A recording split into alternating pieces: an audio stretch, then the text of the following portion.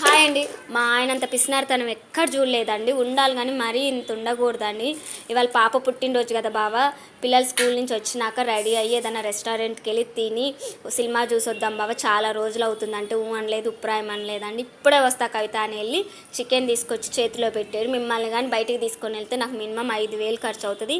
ఇదే చికెన్కి అయితే 300తో అయిపోతుందని ఇంకా చేతిలో అయితే చికెన్ పెట్టి ఆయన పైనకి అయితే ఆయన వెళ్ళాడండి.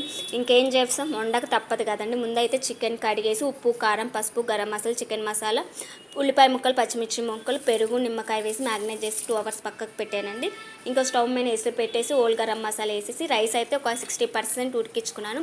తర్వాత చికెన్ కూడా పెట్టేసేసి ఒక 80% ఉడికేసినాక దమ్ అయితే పెట్టేసుకున్నాను అండి. చాలా అంటే చాలా టేస్టీ ఉంటుంది. హోటల్లో కూడా ఇంత బాగుండదేమో అని అనిపించిందండి. అందుకే మా ఆయనకి నా మీద నమ్మకం ఎక్కువ అండి. పిల్లలు ఇష్టంగా తింటారని. మీకు ఈ వీడియో కానీ నచ్చితే ఒక లైక్ ఇచ్చి సబ్స్క్రైబ్ అయితే చేసుకోనండి. బాయ్ అండి.